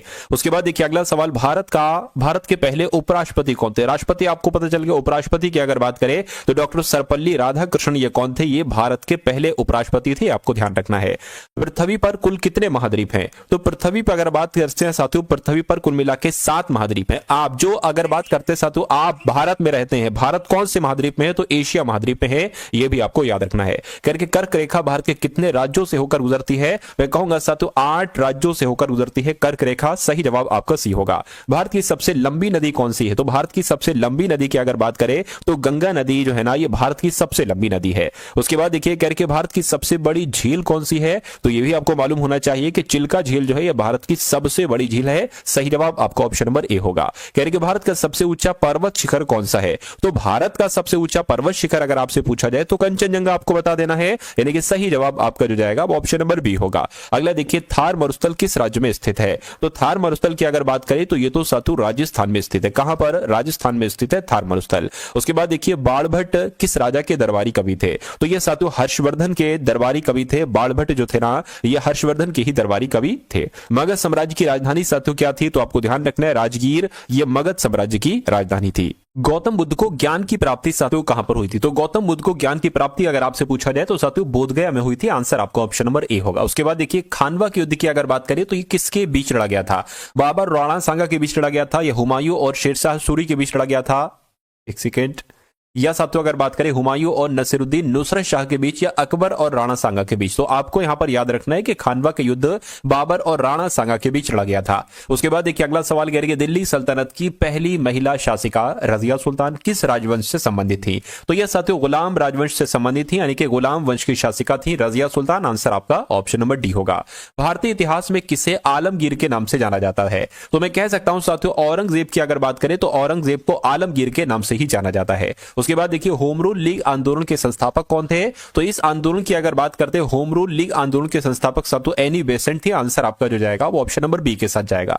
उसके बाद देखिए कह रहे कि वेदों की संख्या कितनी है? तो आपको मालूम होना चाहिए साथियों 4 वेद होते हैं। अच्छा मुझे जरा चारों के नाम एक बार कमेंट सेक्शन में आप लोग बताइए, ठीक है ना। चलिए उसके बाद देखिए अगला सवाल गौतम बुद्ध का जन्म कहां पर हुआ था? तो गौतम बुद्ध का जन्म हुआ था साथियों लुम्बिनी में। कहां पर? लुम्बिनी में गौतम बुद्ध का जन्म हुआ था। उसके बाद देखिए महावीर स्वामी ने जैन धर्म के महावीर स्वामी जैन धर्म के कौन से नंबर के तीर्थकर थे? मैं कहूंगा 24वें नंबर के तीर्थकर थे। और अगर बात करते हैं जैन धर्म के पहले नंबर के तीर्थकर कौन थे साथियों एक बार कमेंट सेक्शन में आप लोग बताइए। आपका भी रिवीजन हो जाएगा। अगर जो सवाल मैं आपको पूछ रहा हूं अगर वो आपने पहले कभी पढ़े थे और मेरे सवाल पूछने पर आपको उन सवालों के जवाब याद आ जाते हैं तो ये बहुत अच्छी बात है। आपका मस्तिष्क बढ़िया है, शानदार है, बस आपको थोड़ी मेहनत की जरूरत है और वो मैं आपसे लगातार करवा रहा हूं। कलिंग युद्ध साथियों कब हुआ था? तो 261 बीसी में साथियों कलिंग युद्ध हुआ था। आंसर आपका बी होगा। उसके बाद देखिए दिल्ली सल्तनत का पहला शासक कौन था? तो दिल्ली सल्तनत की अगर बात करें पहला शासक कौन था? कुतुबुद्दीन ऐबक दिल्ली सल्तनत का पहला शासक था। आंसर आपका ऑप्शन नंबर सी होगा। कह रहे कि भारत की पहली महिला शासक कौन थी? यानी कि भारत की पहली महिला शासिका की अगर बात करें तो मैं आपको बता चुका हूं रजिया सुल्तान थी। आंसर आपका ऑप्शन नंबर बी है। अगला सवाल आपकी स्क्रीन पर है। कि गुलाम वंश की स्थापना किसके द्वारा की गई थी बताइए? तो सॉरी गुलाम नहीं बल्कि मुगल वंश की स्थापना। मुगल वंश की स्थापना किसने की थी? मैं कहूंगा खूब बाबर के द्वारा साथियों मुगल वंश की स्थापना की गई थी। पानीपत की पहली लड़ाई कब हुई थी साथियों? पानीपत की पहली लड़ाई मैं आपको बता दूंगा। दूसरी लड़ाई कब हुई थी और तीसरी लड़ाई कब हुई थी ये भी आपको साथियों फटाफट कमेंट सेक्शन में बताना है। तो 1526 में पहली लड़ाई हुई थी, दूसरी तीसरी कमेंट सेक्शन में बताइए। प्लासी का युद्ध साथियों कब लड़ा गया था? तो 1757 में ही प्लासी का युद्ध लड़ा गया था। अगला देखिए कांग्रेस की स्थापना कब हुई थी? तो आपको मालूम होना चाहिए 1885 में कांग्रेस की स्थापना हुई थी। सही जवाब आपका ऑप्शन नंबर ए के साथ जाएगा। भारत छोड़ो आंदोलन कब प्रारंभ हुआ था साथियों बताइए? तो 1930 में, 35 में, 40 में नहीं साथियों 1942 में भारत छोड़ो आंदोलन प्रारंभ हुआ था। पृथ्वी का सबसे बड़ा महाद्वीप कौन सा है? तो पृथ्वी का सबसे बड़ा महाद्वीप कौन सा है? एशिया महाद्वीप है और इस एशिया महाद्वीप में ही साथियों भारत स्थित है। उसके बाद देखिए पृथ्वी का सबसे छोटा महाद्वीप कौन सा है? तो अगर सबसे छोटा, देखिए बड़ा आपको पता चल चुका है, सबसे छोटा अगर बात करें तो ऑस्ट्रेलिया महाद्वीप पृथ्वी का सबसे छोटा महाद्वीप है। उसके बाद देखिए भारत में सबसे अधिक वर्षा कहां होती है? तो भारत में सबसे अधिक वर्षा कहां होती है साथियों? मासिन नाम में होती है। इन ऑप्शंस की अगर बात करें कि ऑप्शन में से कौन सा सही होगा तो मासिन नाम आपका जवाब हो जाएगा। भारत में वर्षा का मुख्य कारण क्या है? तो भारत में वर्षा का मुख्य कारण साथियों दक्षिण पश्चिम मानसून है। बिल्कुल सही जवाब आपका ऑप्शन नंबर सी होगा। उसके बाद देखिए कह रहे कि दिल्ली चलो का नारा किसने दिया था बताइए? तो दिल्ली चलो का नारा किसके द्वारा दिया गया था? मैं कहूंगा सुभाष चंद्र बोस के द्वारा, यानी कि नेताजी सुभाष चंद्र बोस के द्वारा ही साथियों दिल्ली चलो का नारा दिया गया था। अगला देखिए डिस्कवरी ऑफ इंडिया ये एक पुस्तक है। इस पुस्तक के लेखक कौन है? महात्मा गांधी जी नहीं, नेताजी सुभाष चंद्र बोस नहीं, सरदार वल्लभ भाई पटेल नहीं साथियों, Pandit Jawaharlal Nehru discovery of India नामक पुस्तक के लेखक हैं। उसके बाद देखिए भारत में जीएसटी सबसे पहले किस राज्य में लागू की गई थी? तो सबसे पहले अगर बात करें कहां लागू की गई थी तो ये तो असम में लागू की गई थी। क्या जीएसटी सबसे पहले कहां पर लागू की गई थी? आपको याद रखना है साथियों असम में लागू की गई थी। आंसर जिनका ऑप्शन नंबर सी है तो बिल्कुल करेक्ट है। अगला सवाल आपकी स्क्रीन पर कह रहे कि महात्मा गांधी जी का जन्म कब हुआ था मुझे बताइए? देखिए अगर कहां पर हुआ था? गुजरात के पोरबंदर में इनका जन्म हुआ था और 2 अक्टूबर वो दिन था साथियों जिस डेट को, जिस तारीख को महात्मा गांधी का जन्म हुआ था। उसके बाद देखिए अगला सवाल है हिंदी भाषा की लिपि साथियों कौन सी है? तो हिंदी भाषा की लिपि कौन सी है? मैं कहूंगा देवनागरी है ना, यानी ये जो लिखा गया है ये सब देवनागरी लिपि में लिखा गया है। उसके बाद देखिए कह रहे कि गोबर गैस में मुख्य रूप से कौन सी गैस पाई जाती है? तो कौन सी गैस पाई जाती है? मीथेन गैस पाई जाती है। सही जवाब आपका सी होगा। सबसे अधिक विद्युत सुचालक धातु इसमें से कौन सी है? तो कौन सी है? मैं कह सकता हूं चांदी की अगर हम बात करें तो ये सबसे अधिक विद्युत सुचालक धातु है। राइट आंसर आपका ऑप्शन नंबर सी होगा। उज्जैन किस नदी के किनारे पर स्थित है मुझे बताइए? तो मैं कहूंगा सातु शिप्रा नदी के किनारे पर स्थित है। उज्जैन शहर की अगर बात करें तो ये शिप्रा नदी के किनारे पर स्थित है। पृथ्वी अपनी धुरी पर किस दिशा में घूमती है? तो पृथ्वी अपनी धुरी पर पश्चिम से पूर्व दिशा में घूमती है। सही जवाब आपका जो जाएगा वो ऑप्शन नंबर सी के साथ जाएगा। रामकृष्ण मिशन की स्थापना सातु किसने की थी, मुझे बताइए। तो रामकृष्ण मिशन की स्थापना स्वामी विवेकानंद जी के द्वारा की गई थी। किसके द्वारा रामकृष्ण मिशन की स्थापना की गई थी? स्वामी विवेकानंद जी के द्वारा। अशोक ने किस बौद्ध भिक्षु के प्रभाव में बौद्ध धर्म ग्रहण किया था? तो मैं कह सकता हूं सातु उपगुप्त आपका जवाब हो जाएगा, यानी कि अशोक ने बौद्ध भिक्षु के प्रभाव में, जिनका नाम उपगुप्त था, तो इनके प्रभाव में बौद्ध धर्म ग्रहण किया था। अगला देखिए, कह रहे कि कौन सी नदी को दक्षिण की गंगा कहा जाता है? तो दक्षिण की गंगा की अगर बात करें तो गोदावरी नदी को कहा जाता है सातु दक्षिण की गंगा। सही जवाब आपका सी होगा। भारत का सबसे लंबा समुद्री तट किस राज्य में स्थित है, मुझे बताइए। तो मैं कहूंगा सातु गुजरात की जब हम बात करते हैं तो गुजरात में ही तो है भारत का सबसे लंबा समुद्री तट। उसके बाद देखिए, भारत का सबसे छोटा राज्य कौन सा है? तो भारत का सबसे छोटे राज्य की अगर बात करें तो सातु कौन सा है? गोवा भारत का सबसे छोटा राज्य है। उसके बाद देखिए, भारत का सबसे बड़ा राज्य क्षेत्रफल के अनुसार साथियों कौन सा है? तो सबसे छोटा आपको पता चल गया है, सबसे बड़ा मैं आपको बता देता हूं, राजस्थान आपका जवाब हो जाएगा। यानी कि भारत का सबसे बड़ा राज्य क्षेत्रफल के अनुसार कौन सा है? तो राजस्थान है। यहां पर जो क्वेश्चंस स्टार्ट हो चुके हैं वो करंट अफेयर के साथ शुरू हो चुके हैं। तो जो भी इंपॉर्टेंट क्वेश्चंस बनते हैं करंट अफेयर के, जो आपके एग्जाम के सबसे नजदीक हैं और सबसे ज्यादा संभावना है कि वो एग्जाम में सवाल सातु आए, उन सवालों को अब हम लोग देख लेंगे। चलिए, तो कह रहे कि किस देश के राष्ट्रपति को महाअभियोग के बाद हटाया गया है? तो मैं कह सकता हूं सातु यहां पर साउथ कोरिया की अगर बात करें तो साउथ कोरिया देश के राष्ट्रपति को महाअभियोग के बाद हटाया गया है। अगला देखिए, विश्व प्रसिद्ध सूरज कुंड मेला 2025, इसका आयोजन कहां पर किया जाएगा? तो इसका आयोजन तो सातु फरीदाबाद में किया जाएगा। फरीदाबाद आपके सवाल का बिल्कुल सही जवाब है। अगला सवाल आपकी स्क्रीन पर कह रही कि किसने मुख्य सचिवों के चौथे राष्ट्रीय सम्मेलन की अध्यक्षता की है? तो इनका नाम सातु नरेंद्र मोदी है और नरेंद्र मोदी साहब ने मुख्य सचिवों के चौथे राष्ट्रीय सम्मेलन की अध्यक्षता की है। अगला सवाल आपकी स्क्रीन पर है, कह रही कि किस देश ने भारत का मोस्ट फेवर्ड नेशन का दर्जा खत्म किया है? तो स्विट्जरलैंड आपका जवाब होगा, यानी कि स्विट्जरलैंड देश ने भारत का मोस्ट फेवर्ड नेशन का दर्जा खत्म कर दिया है। अगला सवाल देखिए, कह रही कि एशिया का पहला जियो साइंस म्यूजियम किस देश में तैयार किया गया है? तो ये साथियों भारत देश में तैयार किया गया है। एशिया का पहला जियो साइंस म्यूजियम भारत देश में तैयार किया गया है। उसके बाद देखिए, 29वां अंतरराष्ट्रीय केरल फिल्म महोत्सव ये कहां पर शुरू हुआ है? तो ये तिरुवनंतपुरम में शुरू हुआ है। कहां पर साथियों? तिरुवनंतपुरम में शुरू हुआ है। आंसर आपका ऑप्शन नंबर बी होगा। कह रहे 3 दिवसीय विश्व हिंदू आर्थिक मंच का उद्घाटन कहां किया गया है? तो साथियों कहां किया गया है आपको ध्यान रखना है, मुंबई में किया गया है। यानी कि विश्व हिंदू आर्थिक मंच का उद्घाटन मुंबई में किया गया है। उसके बाद देखिए, किस राज्य में 21वीं पशु गणना का शुभारंभ किया गया है? तो 21वीं पशु गणना का शुभारंभ जो किया गया है वो साथियों हरियाणा में किया गया है। हरियाणा आपके सवाल का बिल्कुल सही जवाब है। उसके बाद देखिए, कह रहे किस देश के खिलाड़ी मोहम्मद आमिर ने फिर से इंटरनेशनल क्रिकेट से संन्यास लिया है?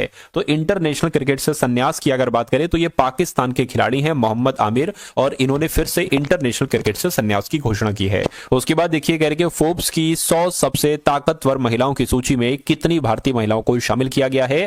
तो सिर्फ 3 भारतीय महिलाओं को शामिल किया गया है। ये क्वेश्चन साथियों इंपॉर्टेंट है, आपके एग्जाम के लिए आएगा आपके एग्जाम में। अगला देखिए, किसानों की आय बढ़ाने के लिए विश्व बैंक द्वारा किस राज्य के लिए $325.15 मिलियन का ऋण स्वीकृत हुआ है? तो यहां पर आपका जवाब उत्तर प्रदेश हो जाएगा, क्योंकि किसानों की आय बढ़ाने के लिए विश्व बैंक के द्वारा उत्तर प्रदेश के लिए $325 मिलियन का ऋण स्वीकृत हुआ है। उसके बाद देखिए, करके ब्लूमबर्ग द्वारा जारी दुनिया के 25 सबसे अमीर परिवारों की लिस्ट रैंक फैमिली में कौन टॉप पर रहा है, कौन शीर्ष पर रहा है? तो साथियों वॉल्टन जो है ना ये टॉप पर रहे हैं। आंसर आपका जाएगा ऑप्शन नंबर बी के साथ। उसके बाद देखिए, आपसे कहा जा रहा है कि कौन सबसे कम उम्र के वर्ल्ड चेस चैंपियन बने हैं? तो कौन बने हैं, क्या इनका नाम है? इनका नाम है डी गुकेश, और डी गुकेश ही सबसे कम उम्र के वर्ल्ड चेस चैंपियन बने हैं। उसके बाद देखिए, भारत और किस देश के बीच नमी रक्षा वार्ता नई दिल्ली में आयोजित हुई है? तो मैं कह सकता हूं सातों थाईलैंड की अगर बात करें और भारत की बात करें तो भारत और थाईलैंड देश के बीच नमी रक्षा वार्ता नई दिल्ली में सातों अभी हाल फिलहाल में आयोजित की गई है। यानी कि राष्ट्रपति द्रौपदी मुर्मू जी ने किस देश के सेना प्रमुख को भारतीय सेना के जनरल की मानद रैंक से सम्मानित किया है? तो मैं कह सकता हूं सातु नेपाल आपका जवाब हो जाएगा। यानी कि राष्ट्रपति द्रौपदी मुर्मू जी ने नेपाल देश के सेना प्रमुखों को भारतीय सेना के जनरल की मानद रैंक से सम्मानित किया है। उसके बाद देखिए, BMW ग्रुप ने ग्रामीण भारत में शैक्षिक परिदृश्य को बदलने के उद्देश्य से किसके साथ समझौता किया है? तो मैं कहूंगा यूनिसेफ के साथ समझौता किया है। यूनिसेफ यानी कि ऑप्शन नंबर बी आपका जवाब हो जाएगा। उसके बाद देखिए, कह रहे कि फ्रांकोइस बायरू को किस देश का नया प्रधानमंत्री नियुक्त किया गया है? तो मैं कह सकता हूं सातु फ्रांस आपके सवाल का जवाब है, क्योंकि फ्रांकोइस बायरू की अगर बात करें तो ये फ्रांस देश के नए प्रधानमंत्री नियुक्त किए गए हैं। उसके बाद देखिए पीएम मोदी ने यूपी के किस शहर में 5700 करोड़ की प्रमुख विकास परियोजना का शुभारंभ किया है? तो मैं कह सकता हूं साथियों यहां पर जवाब आपका प्रयागराज के साथ जाएगा, यानी कि नरेंद्र मोदी ने यूपी के प्रयागराज में 5700 करोड़ की प्रमुख विकास परियोजना का शुभारंभ किया है। क्वेश्चन इंपॉर्टेंट था, आंसर आपका ऑप्शन नंबर बी होगा। उसके बाद देखिए आपसे कहा जा रहा है कि किसने new Bharat Modi vision and development नामक पुस्तक लिखी है? तो ये पुस्तक गजेंद्र सिंह शेखावत के द्वारा लिखी गई है ना? किसके द्वारा? गजेंद्र सिंह शेखावत के द्वारा। उसके बाद देखिए आपसे कहा जा रहा है कि कौन 2034 पुरुष फीफा विश्व कप की मेजबानी करेगा? तो कौन करेगा साथों? सऊदी अरब करेगा। सऊदी अरब आपके सवाल का बिल्कुल सही जवाब है। किसने क्रांतिकारी क्वांटम चिप विलो का अनावरण किया है? तो विलो का अनावरण जो किया है वो गूगल ने किया है, तो गूगल आपके इस क्वेश्चन का बिल्कुल करेक्ट आंसर होगा। अगला सवाल देखिए, कह रहे भारत कब तक अपना खुद का अंतरिक्ष स्टेशन स्थापित करेगा? तो यहां पर आपका जवाब 2035 हो जाएगा, क्योंकि भारत 2035 तक अपना खुद का अंतरिक्ष स्टेशन स्थापित करेगा। उसके बाद देखिए कह रहे भारतीय वाणिज्य और उद्योग महासंघ ने हथकरघा प्रदर्शनी 2024 का आयोजन कहां पर किया है? तो इसका आयोजन तो सातों दुबई में किया गया। कब, कहां पर किया गया? दुबई में किया गया है। दुबई आपके सवाल का बिल्कुल सही जवाब है। उसके बाद देखिए कह रहे किसे महाराष्ट्र के मुख्यमंत्री का प्रधान सचिव नियुक्त किया गया है? तो आपको इनका नाम ध्यान रखना है। इनका नाम है अश्विनी भिड़े, और अश्विनी भिड़े को महाराष्ट्र के मुख्यमंत्री का प्रधान सचिव नियुक्त किया गया है। ये क्वेश्चन सातों इंपॉर्टेंट है आपके लिए। चलिए, फीफा फुटबॉल महिला विश्व कप 2027 के प्ले ऑफ टूर्नामेंट का आयोजन सातु कहां पर किया जाएगा? तो आपको मालूम होना चाहिए सातु कहां पर किया जाएगा। ब्राजील में किया जाएगा, या पुर्तगाल में किया जाएगा, या अर्जेंटीना में किया जाएगा? तो सातु ये ब्राजील में किया जाएगा। आंसर आपका ऑप्शन नंबर ए होगा। उसके बाद देखिए आपसे कहा जा रहा है कि 22वें दिव्य कला मेले का आयोजन कहां पर किया जा रहा है? तो इसका आयोजन साथियों दिल्ली में किया जा रहा है। दिल्ली आपके सवाल का बिल्कुल सही जवाब होगा। उसके बाद देखिए कहा जा रहा है कि यस बैंक के नए कार्यकारी निदेशक के रूप में किसको नियुक्त किया गया है? तो इनका नाम मनीष जैन है, और मनीष जैन को यस बैंक के नए कार्यकारी निदेशक के रूप में नियुक्त किया गया है। उसके बाद देखिए 10वीं विश्व आयुर्वेद कांग्रेस एवं आरोग्य एक्सपो का आयोजन कहां पर किया गया है? तो इसका आयोजन साथियों उत्तराखंड के देहरादून में किया गया। कहां पर किया गया? उत्तराखंड के देहरादून में किया गया है साथियों। ये बात भी आपको यहां पर याद रखना है। उसके बाद देखिए अगला सवाल आपकी स्क्रीन पर है, कह कहां ईगल नेस्ट बर्ड फेस्टिवल आयोजित किया जाएगा? कहां पर किया जाएगा? फटाफट मुझे बताइए। तो असम में नहीं, मेघालय में भी नहीं साथियों, अरुणाचल प्रदेश में ईगल नेस्ट बर्ड फेस्टिवल आयोजित किया जाएगा। उसके बाद देखिए अंतर्राष्ट्रीय तटस्थता दिवस कब मनाया गया है? तो ये कब मनाया गया है साथियों? 12 दिसंबर को मनाया गया है अंतर्राष्ट्रीय तटस्थता दिवस। उसके बाद देखिए कहा जा रहा है कि गुजरात जायंट्स ने किसे अपना गेंदबाजी कोच नियुक्त किया है? तो गुजरात जायंट्स की अगर बात करें तो प्रणीव तामे इनका नाम है, और प्रणीव तामे को ही अपना गेंदबाजी कोच नियुक्त किया है गुजरात जायंट्स ने। उसके बाद देखिए आपसे कहा जा रहा है कि चर्चा में रहा गुरुवायूर मंदिर किस राज्य में स्थित है? तो गुरुवायूर मंदिर की अगर बात करें तो ये केरल में स्थित है। केरल आपके सवाल का बिल्कुल सही जवाब है। उसके बाद देखिए कहा जा रहा है कि एशियाई महिला हैंडबॉल चैंपियनशिप 2024 में भारत कौन से स्थान पर रहा है? तो भारत सातों छठे स्थान पर रहा है, ठीक है ना? कहां? भारत छठे स्थान पर रहा है। आंसर आपका भी होगा। उसके बाद देखिए आपसे कहा जा रहा है कि किसे अपनी पुस्तक दलाई लामा की खुशी का रहस्य विमोचन किया है? तो इसका विमोचन की अगर बात करें साथियों डॉक्टर दिनेश सहारा के द्वारा किया गया है। सही जवाब आपका ऑप्शन नंबर सी होगा। उसके बाद देखिए आपसे कहा जा रहा है कि कौन सबसे कम उम्र के वर्ल्ड चेस चैंपियन बने हैं? तो कौन बने हैं साथियों? इनका नाम डी गुकेश है, और डी गुकेश ही सबसे कम उम्र के वर्ल्ड चेस चैंपियन बने हैं। उसके बाद देखिए पुरुषोत्तम उपाध्याय का निधन हुआ है, वो कौन थे? तो पुरुषोत्तम उपाध्याय की अगर बात करें, इनका निधन हुआ है साथियों, ये गायक थे। कौन थे? ये गायक थे। आंसर आपका ऑप्शन नंबर सी होगा। उसके बाद देखिए कहा जा रहा है कि एक कैलेंडर वर्ष में 4 वनडे शतक जड़ने वाली पहली महिला क्रिकेटर कौन बनी है? तो कौन बनी है? स्मृति मंधाना बनी है। मैं कहूंगा बिल्कुल स्मृति मंधाना बनी है। आंसर आपका जो जाएगा वो ऑप्शन नंबर बी के साथ जाएगा। अगला सवाल आपकी स्क्रीन पर है, कह रहे कि नवंबर 2024 का ICC player of the month किसको चुना गया था? तो साथियों मैं कहूंगा हारिस रऊफ को और डैनी वार्ट हाउस को, दोनों को चुना गया था, इसलिए सही जवाब आपका ऑप्शन नंबर सी होगा। उसके बाद देखिए आपसे कहा जा रहा है कि किसे संगीत और संस्कृति के लिए मानद डायरेक्ट की उपाधि से सम्मानित किया गया है? तो किसको किया गया है? संजय टंडन को किया गया है। सही जवाब आपका जो जाएगा वो ऑप्शन नंबर बी होगा। अगला सवाल है, कह रहे कि प्रतिष्ठित टाइम मैगजीन ने किसे पर्सन ऑफ द ईयर चुना है? तो किसको साथियों चुना है? मैं कह सकता हूं कि डोनाल्ड ट्रंप की अगर बात करें, डोनाल्ड ट्रंप को प्रतिष्ठित टाइम मैगजीन ने पर्सन ऑफ द ईयर चुना है। उसके बाद देखिए कह रहे कि कौन 2025 में खेलो इंडिया विंटर गेम्स की मेजबानी करेगा? तो कौन करेगा साथियों? लद्दाख करेगा। मैं कहूंगा बिल्कुल सही जवाब, लद्दाख 2025 में खेलो इंडिया विंटर गेम्स की मेजबानी करेगा। नेक्स्ट नंबर का सवाल है, कह रहे कि directors guild of America awards में किसे लाइफ टाइम अचीवमेंट अवार्ड से सम्मानित किया जाएगा? तो किसको किया जाएगा साथियों? एंग ली को किया जाएगा। मैं कहूंगा बिल्कुल एंग ली को ही किया जाएगा। अगला सवाल आपकी स्क्रीन पर है करके कौन 400 बिलियन डॉलर की नेटवर्थ वाले पहले व्यक्ति बने हैं? तो कौन बने हैं साथियों? इलॉन मस्क बने हैं। बिल्कुल सही जवाब आपका इलॉन मस्क 400 बिलियन डॉलर की नेटवर्थ वाले पहले व्यक्ति बने हैं। सही जवाब आपका ऑप्शन नंबर बी होगा। तो ये साथियों आपके सामने से करंट अफेयर के जीके जीएस के यूपी जीके के क्वेश्चंस थे। ये क्लास आपको कैसी लगी? इस वीडियो को एक बार लाइक करके कमेंट सेक्शन में आप लोग जरूर बताइएगा। उसके अलावा इस वीडियो को अपने मित्रों के साथ जरूर शेयर कर दीजिएगा।